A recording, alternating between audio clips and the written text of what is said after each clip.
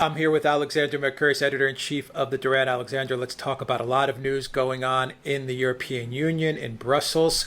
We had our first session of Parliament. Let's play a video with the Brexit Party turning their back as the EU national anthem plays. I didn't even know there was an EU national anthem. Oh, yeah, absolutely. Yeah. But anyway, here's the Brexit Party, real quick, turning their back as the EU national anthem plays.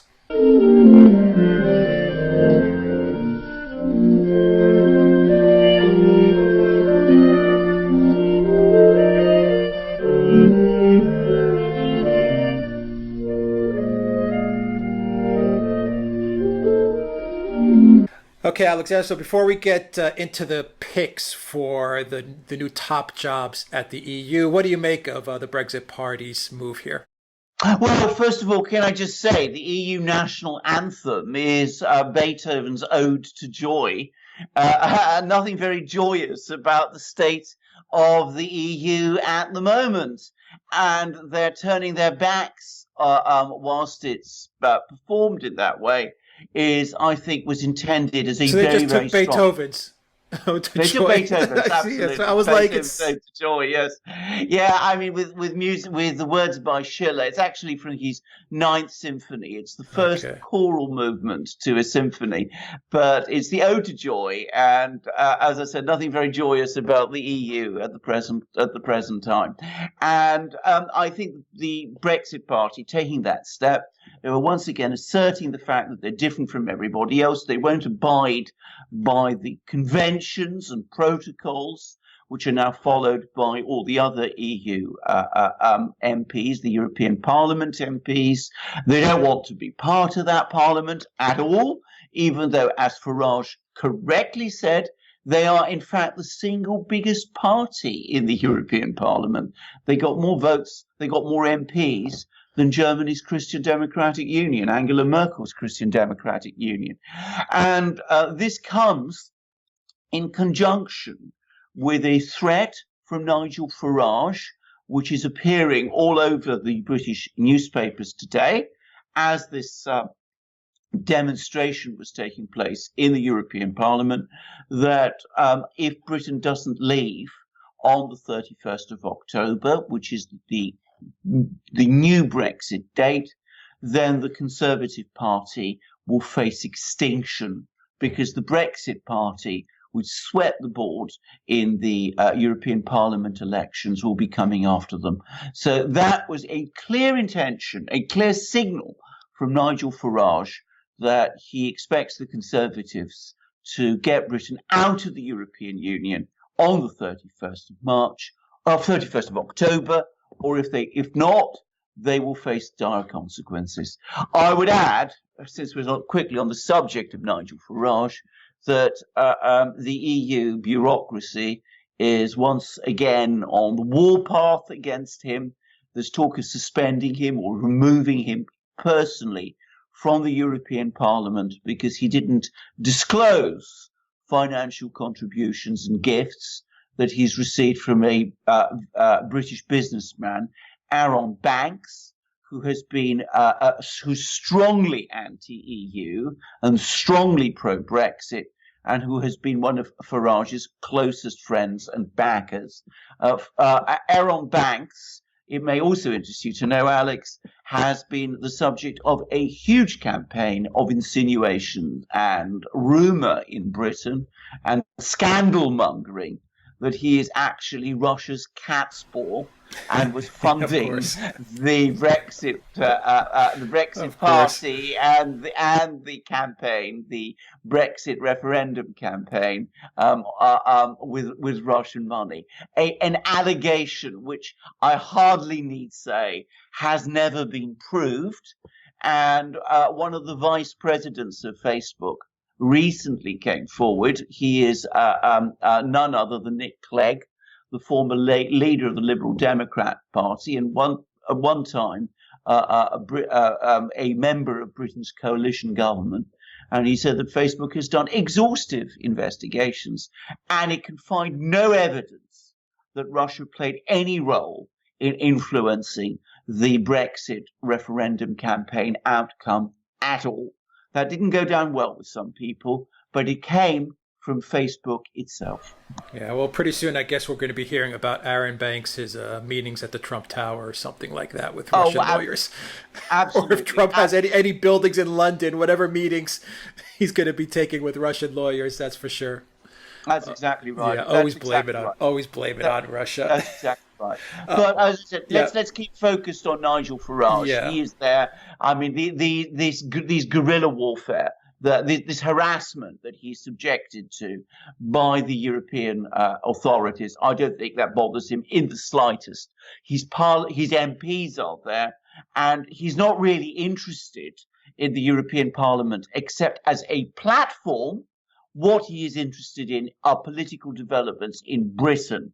And as I said, at this moment in time, even as his MPs are making this very strong gesture in the European Parliament, he is after the Conservatives. He is threatening the Conservatives in every seat unless they deliver Brexit, as they've now promised to do on the 31st of October. Good. He should not back down. And as far as these allegations against Farage, Alexander, I mean, do you think that there's not one European Parliament member or one of these elitist European MPs that has not taken money from special interest groups?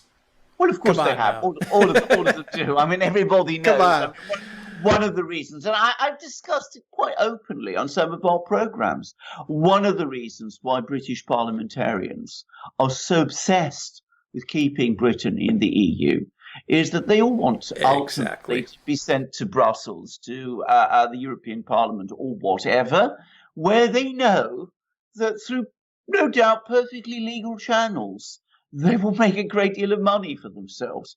The connection between Nigel Farage and Aaron Banks is very well known. Neither man has ever made any sort of secret about it. Everybody in Britain knows. They talk about it frequently, that these two are close friends, and that Aaron Banks, who's a successful businessman, has been financing and funding Nigel Farage because he likes him and because he agrees with Nigel Farage's views. There is simply no scandal here.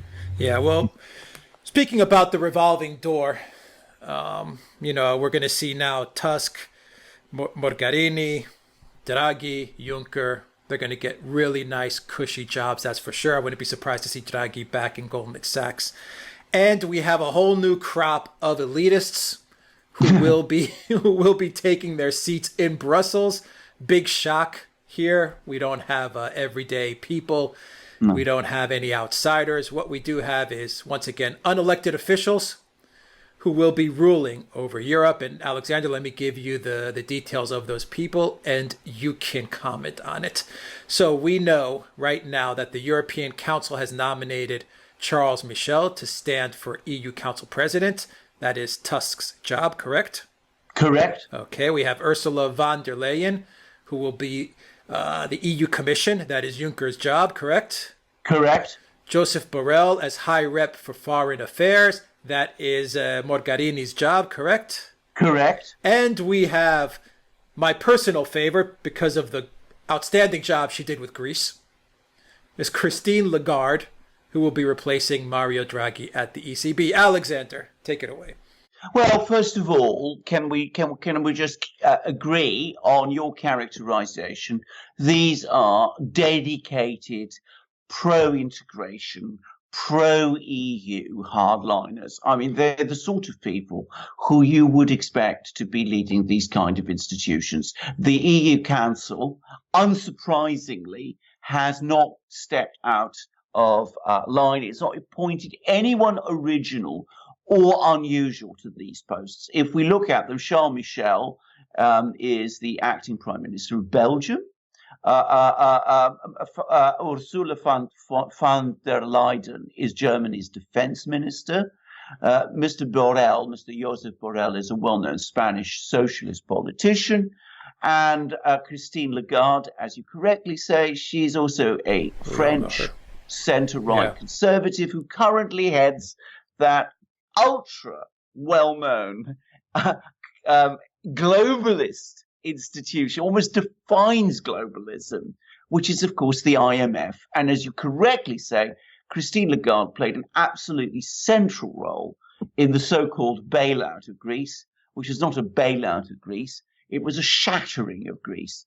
But having said that, there's a few things to be said about these people, not about them themselves. I mean, the only one amongst them who is at all interesting is, in fact, Lagarde, who we will come to in a moment. But once again, it's the French and the Germans who've done the carve up. It's in practice, when it comes to the EU top jobs, it's the Germans and the French who run the EU, and it's the Germans and the French who pick the top candidates, and it's they who then impose their choice upon everyone else. And that's exactly what's happened here. But there is a shift in the dynamic, because until fairly recently, the person who basically ran the show in the EU was Angela Merkel, who was the Chancellor of Germany. And I mean, she would come along, and anybody that she wanted would become the person who would take over a particular post. So Donald Tusk and Jean-Claude Juncker were both known to be very close to the Germans. And in fact, Juncker is known to be a particularly close friend of Steinmeier, who is the German president. Now, this time, Merkel also attempted to pick various people for the top posts. She wanted first Weber, who leads the European People's Party, and he's German, in the European Parliament. She wanted him for the post of EU Commission President. And then she wanted Tindemans, who is Dutch, the Dutch Prime Minister, for EU Commission President. Now, Weber and Tindemans are both very, very close to Germany, and it's widely believed that she also wanted a German to head the European Central Bank. In fact, what we've got are people very closely aligned, not to Merkel and Germany, but to Emmanuel Macron and France. So Charles Michel, as I said, he's a Francophone Prime Minister of Belgium, which is to a certain extent, not entirely or not completely a Francophone country. In fact, the language issue is a very bitter one in Belgium, but Belgium on these issues tends to be pro-French. We have a Spanish socialist politician as High Representative for Foreign Affairs, replacing Mogherini. The current socialist government in Spain is Emmanuel Macron's closest EU ally. And we have Christine Lagarde, who is, of course, French, in charge of the European Central Bank. The only German in this lineup is Ursula von der Leyen, who will head the EU Commission. And though in some ways that is the most important post, it is nonetheless a fact that as she is the only one who is German, it is an indication of the way power is draining away from Merkel, and how it is Macron who is now rising as the new strong man of Europe. God, we've gone from bad to worse. Oh, absolutely. We've gone from bad to worse. No question about it. No question about it. I mean, Merkel is not. I mean, she's a very committed European and a very committed integrationist. But like as in most other things, she is by no conceivable measure a fanatic on these questions. Macron is a fanatic. I mean, he genuinely wants to push integration to the most extreme point. And his constant rallying call is more Europe. And the people he's chosen, he's going to bring in, are in fact, we can be reliably say, are going to promote his agenda. And with Christine Lagarde, it's particularly interesting because, of course, there's always a tension over European central bank policy between the Germans, who favor a very stringent, tough monetary policy, They don't want to see the European Central Bank going around shoveling money to indebted countries, to buying up bonds, supporting banks, doing all the sort of things that central banks have recently been doing. And of course, the Germans don't like quantitative easing either, and they are horrified by any idea of all European bonds, which would mean German taxpayers paying for the debt of other EU countries. Well, Christine Lagarde is known to support all those things. In fact, the consensus is that she's going to take an even more loose monetary policy than Draghi did, which is saying something.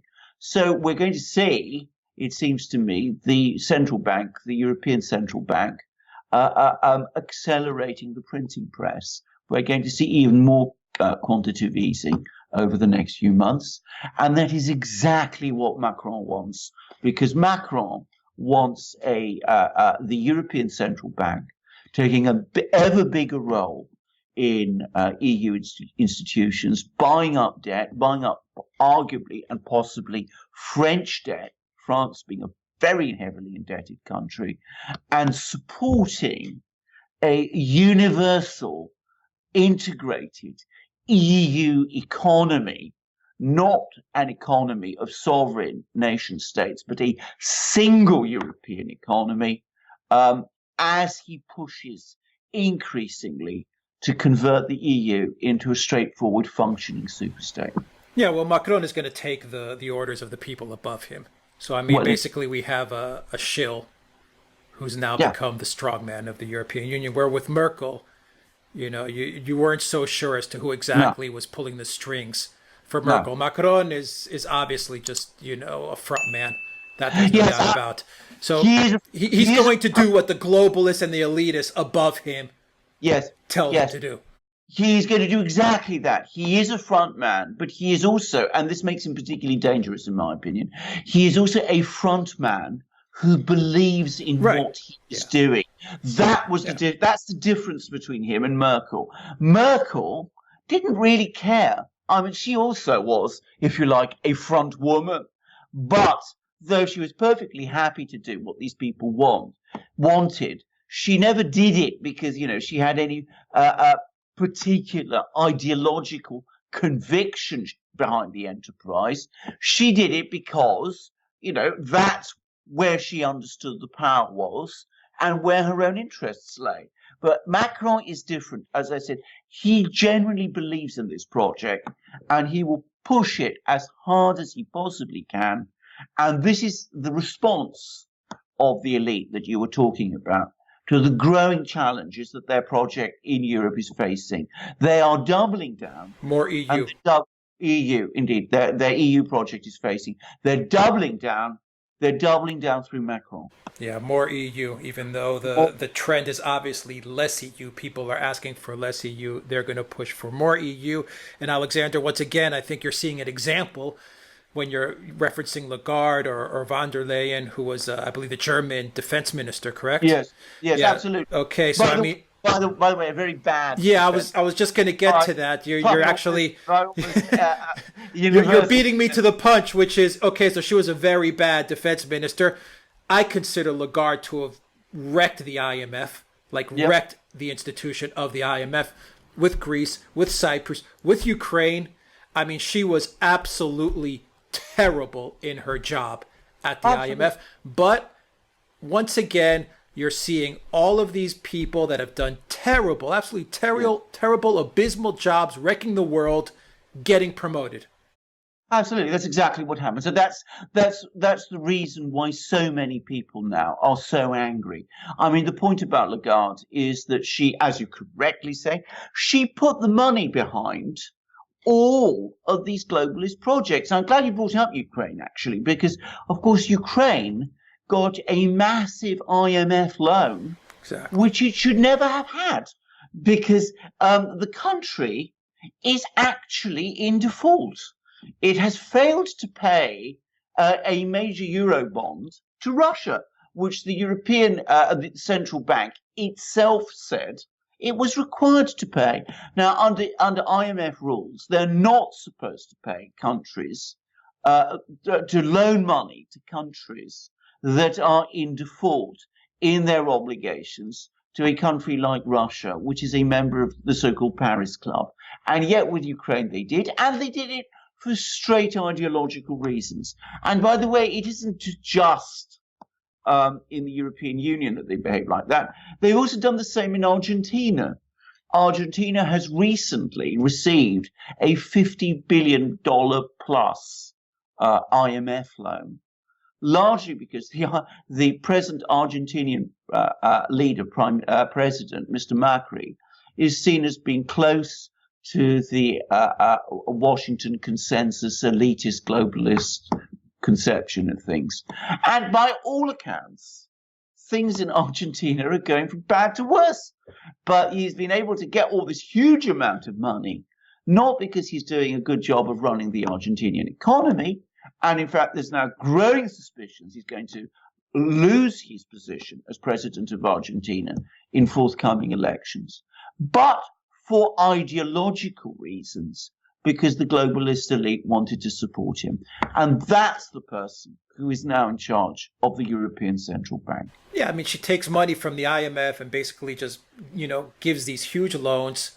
They don't go into the real economy. I saw it firsthand in Greece. I saw it in Cyprus. They don't go into building roads, schools, education, healthcare. They're basically going to the banks, the bankers, pay off whatever interest, goes all the way back to, say, Deutsche Bank or whoever else is dealing with the loans. It's just all one big shit show. It's one big scam Ponzi scheme, and Christine Lagarde was at the head of it all. Exactly, and now, as we said, she's now head of the European Central Bank. She's now going to be head of what is supposed to be the second most powerful central bank in the world after the Federal Reserve Board. So, it shows you how, as I said, the extent to which the elite is doubling down. If I can just say one thing, though, and coming back to what we talked at the start of our program about Nigel Farage and Brexit and whatever, the rise of Macron as the EU strongman. By the way, I predict that sooner or later Macron will, it will all turn out very badly for him. And we haven't talked about the political situation in France for a long time, but it should be said very clearly on this program that the protests in France against Macron's policies are still continuing, even though they don't get reported. But one thing Macron is known for is his strong opposition to any further Brexit extension, and his belief that the British should be pushed out of Europe as soon as possible, because they act so long as they're within the EU as a force that stops the pressure for EU integration. So, as I said, Macron, the fact that he's now in the ascendancy actually makes Brexit more likely on the 31st of October. God, it's so ironic that Macron is actually pushing for Brexit, and it is Brexit that the UK citizens are so lucky if they can just get it through to accomplish, just get the hell out. And here you have Macron, the ultimate integrationist, EU elitist shill, who's saying, yes, we want the UK out. I mean, it's unbelievable. Well, because he is the ultimate integrationist, I mean, he's seen the situation. I mean, he sees these pictures of the Brexit Party putting on the demonstration at the EU Parliament that they did. And he doesn't want them in the EU Parliament because he knows that if they're there, every proposal that's made for further integration is going to be opposed. And the British will oppose any further proposal for integration in the EU Council, because any Conservative Prime Minister will face immense pressure from the Brexit Party and pro-Brexit sentiment in Britain. So he wants the British out. And he wants that because he wants to see Europe move much further on this integrationist road than even Merkel was prepared for. It's incredible. Get out, UK, get out fast. Unfortunately, the rest of us in other EU member states are going to have to suffer. Well, indeed. Yeah. Well, indeed. I mean, the one thing I will just finish by saying that, of course, in the end, this is unsustainable.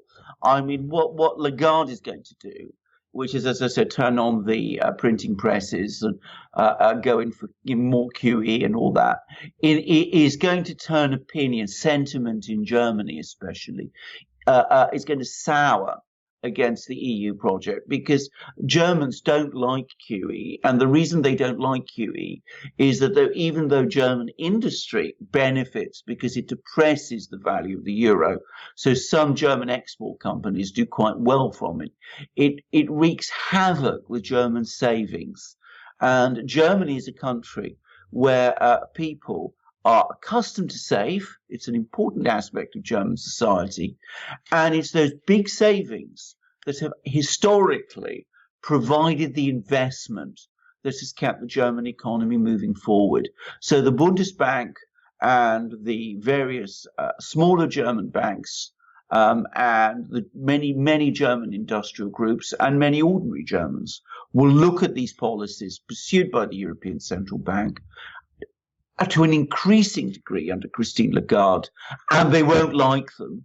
And they'll be listening to all these demands from Macron for tighter integrationist policies, leading to the possibility that one day German taxpayers will stand as guarantors for Italian and Portuguese and Spanish and French debt, and they'll like that even less. So there will be more resistance in Germany, and of course in the countries which have been suffering and which are going to suffer even more as a result of all this integrationism, like Italy, like Hungary, like Poland, like Greece, resistance is going to grow there also. Well, I have no doubt that Lagarde's going to do a terrible job. For this, I have no doubt about it. But a terrible job for the people, yes. But for a select few, she's going to make a lot of money for them. Oh, of course, absolutely. I mean, which is ultimately what it's all about. Let's be very clear about it. I mean, it's always in the end, that's what it always comes down to. I mean, we've all experienced this. We've all come across people in our respective countries who are strong supporters of integrationism and in the EU project, because, of course, they personally benefit and do very well from it. And I mean, I've met people like that in Greece, and business people and people like that. And as I said, we know that there are lots of people like that. And in the political system, as we discussed at the start of the program, when we were talking about Aaron Banks' connections with Nigel Farage, there's even more.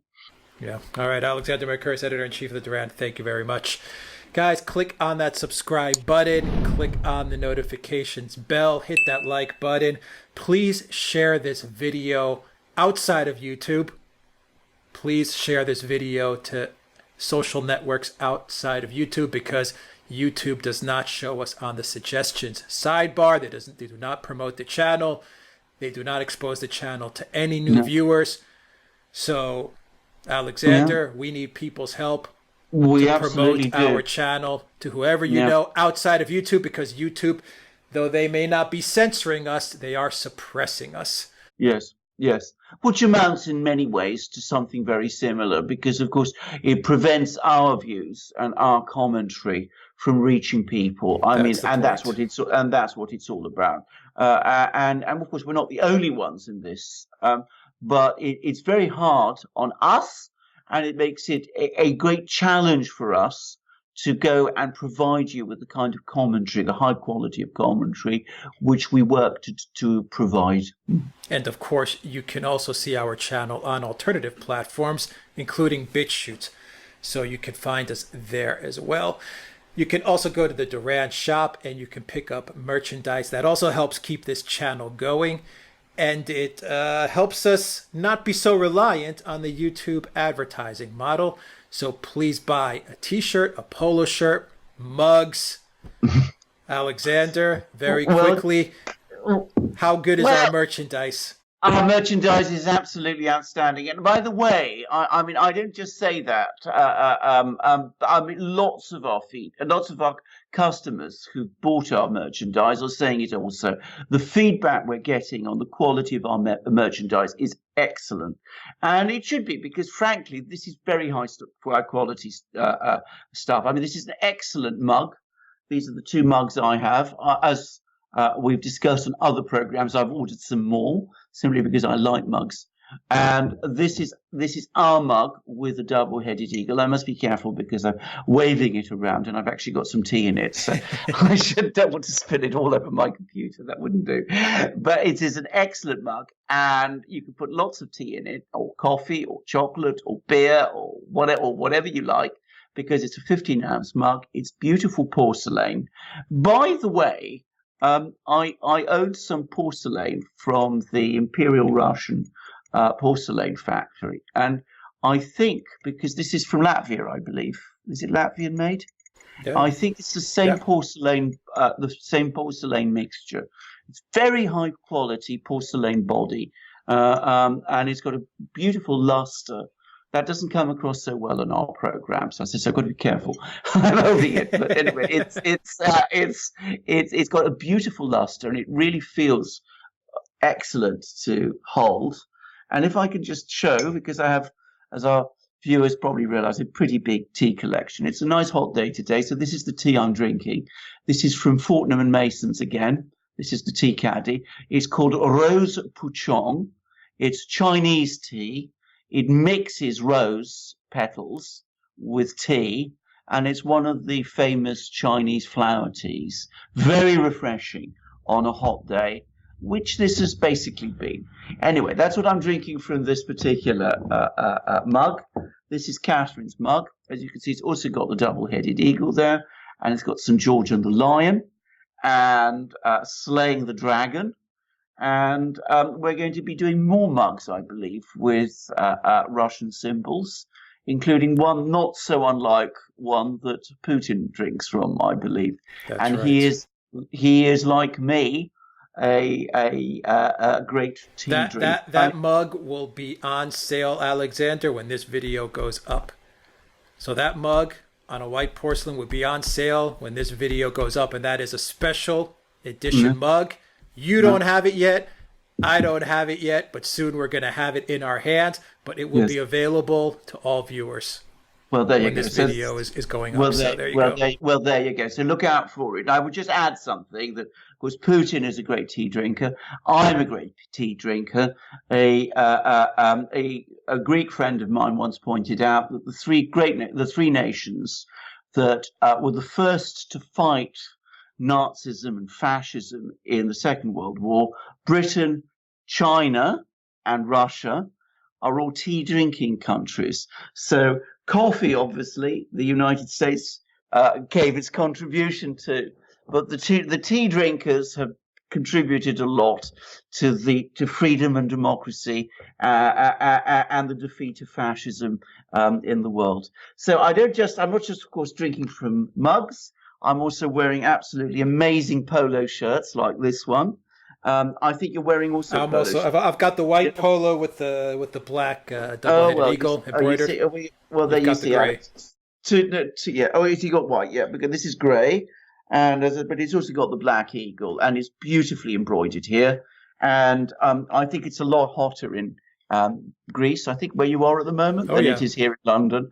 But I mean, it's incredibly comfortable to wear. I mean, both in the very hot weather that we have in Greece and sometimes in London, and the cooler weather that we have here, and it's incredibly stylish. As I said, I was wearing this polo shirt, this particular one, to a rather resplendent social event recently, where it was casual, a smart casual.